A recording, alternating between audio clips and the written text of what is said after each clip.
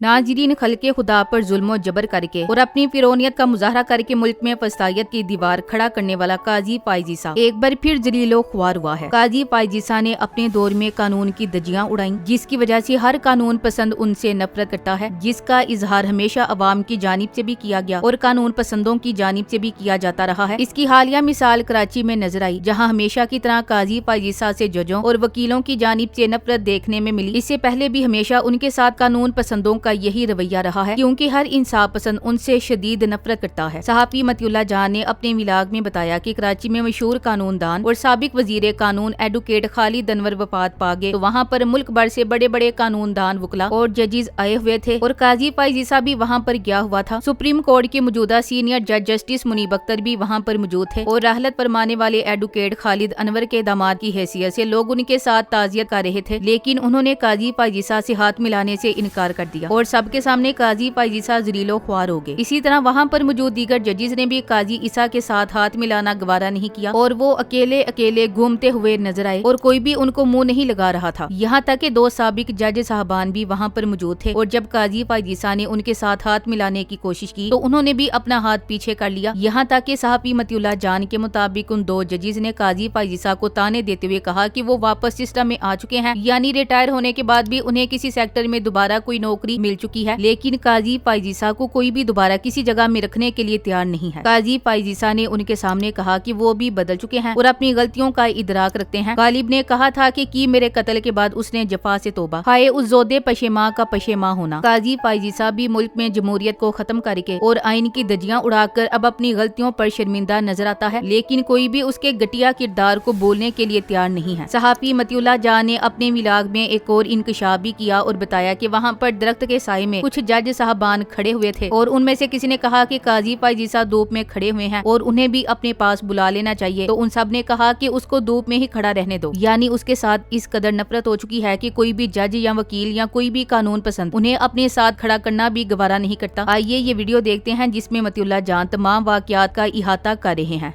ऐसा ही एक वाकया हाल ही में कराची में बहुत सीनियर कानूनदान और साबिक वजीर कानून एडवोकेट खालिद अनवर, उनकी राहलत फरमा गए, उनकी डेथ हो गई, तो उनके जनाजे के ऊपर जो जस्टिस मुनीब हैं, जो उनके दामाद हैं, वो मौजूद थे और वहाँ पे साबिक चीफ जस्टिस काजी पायजीसा भी आए कब्रिस्तान के ऊपर।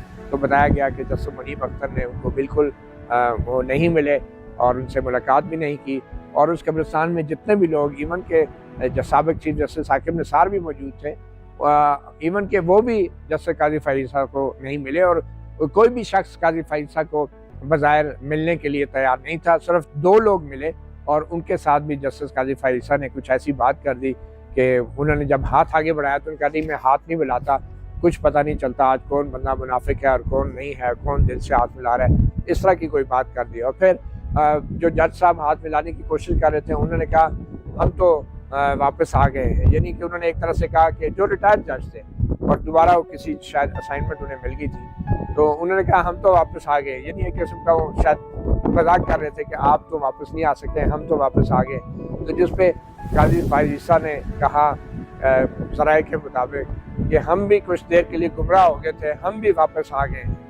तो अब ये कुछ देर के लिए जो गुमराह हुए थे ये तो मालूम नहीं कि वो किसकी तरफ इशारा कर रहे थे, मगर जो कुछ अपने आखिरी दिनों में काजी पायजीसा ने किया उन्होंने पूरी कौम को गलत रास्ते पे ज़रूर डाल दिया। और अब काजी पायजीसा अगर बकौल उनके वो सही रास्ते पे आ भी गए तो इसमें कौम को कितने नफलों का सवाब है। जो नुकसान नस्लों को पहुँचना था वो काजी पायजीसा जैसा बंदा पहुँचा गया है और अब उनको कोई हाथ मिलाने या उनको कोई बात करने के भी काबिल नहीं समझता। और ये भी कहा गया कि कुछ वकला हज़रात, सीनियर वकला हज़रात दरख्त के साए में खड़े थे, तो उनमें से किसी ने कहा कि काजी साहब धूप में खड़े हैं, उनको बुला लें, साए में खड़ा कर लें। तो जो साथी वकला थे, बल्कि एक जज से एक साबिक, उन्होंने कहा बस रहने दो, उसको उधर धूप में ही खड़ा रहने दो।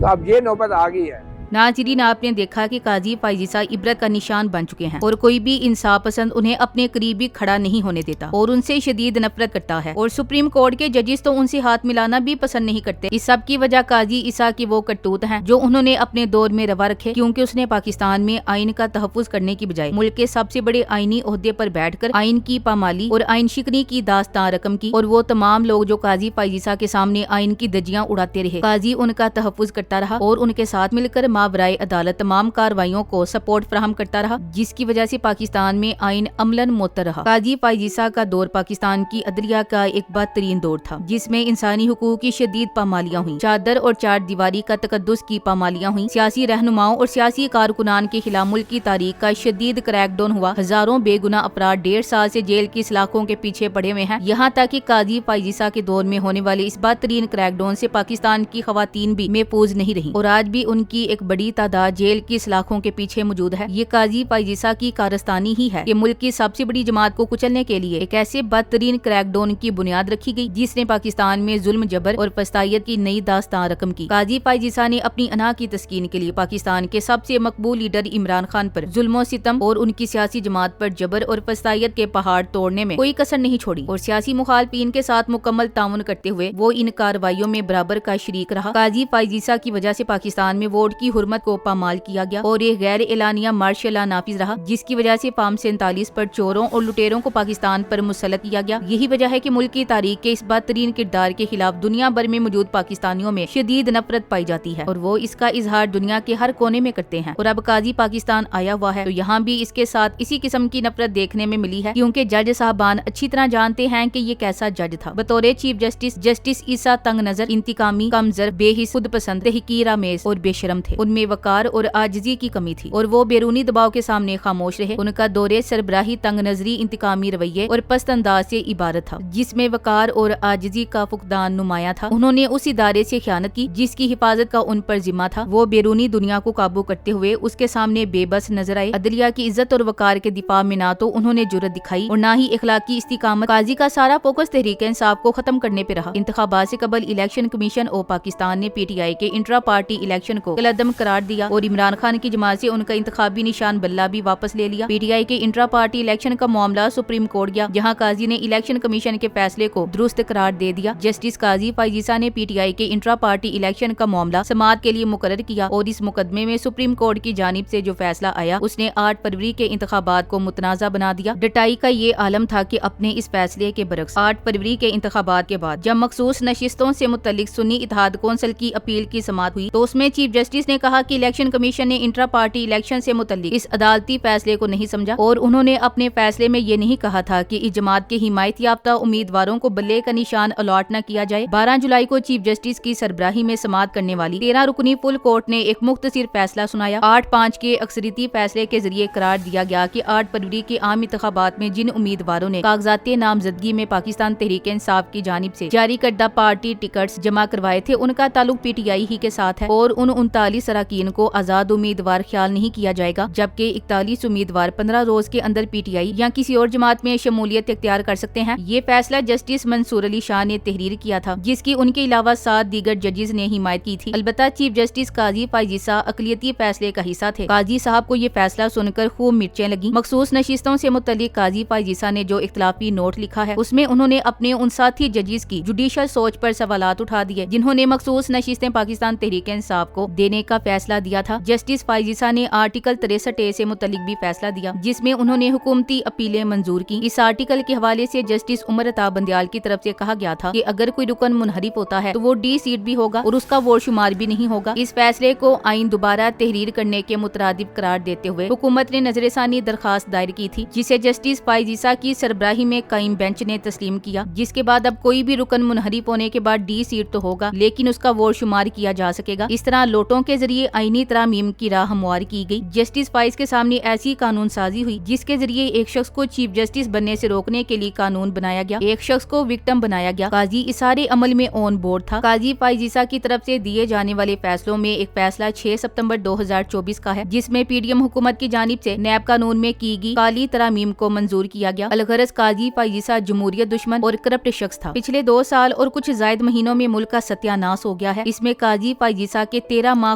खसूसी अहमियत के हामिल हैं, क्योंकि पाकिस्तान का सत्यानाश करने में काजी पायजीसा के फैसलों का बहुत बड़ा किरदार है। काजी ने पाकिस्तान को तबाह बर्बाद करने में कोई कसर नहीं छोड़ी और उसी की वजह से आम पाकिस्तान के निजाम और मुस्तकबिल से मुकम्मल तौर पर मायूस हुआ। ब्लूमबर्ग की एक रिपोर्ट आई है कि पाकिस्तान से पढ़े लिखे पाकिस्तानियों के इनखला से पाकिस्तान अंदर से खोखला हो रहा है। अंग्रेजी में इस्तिलाह है ब्रेन ड्रेन, यानी दिमागों का इनखला। हालत ये हो गई है कि क्या गरीब और क्या अमीर, अनपढ़ और पढ़े लिखे, यहाँ कोई रहना नहीं चाहता। जिस किसी का बस चले बाहर जाने की कह रहा है। महकमा इमिग्रेशन से पूछ लिया जाए कि पासपोर्टों की दरखास्तें कहाँ तक पहुँच चुकी हैं। यहाँ के हालात लेबनान और यूक्रेन जैसे अब तक नहीं, लेकिन यहाँ कुछ ऐसा माहौल बना दिया गया है कि लोगों के हौसले पस्त हो गए हैं, उम्मीदें टूट गई हैं, मुस्तकबिल पर एतबार नहीं रहा। Thanks for watching. Allah Hafiz.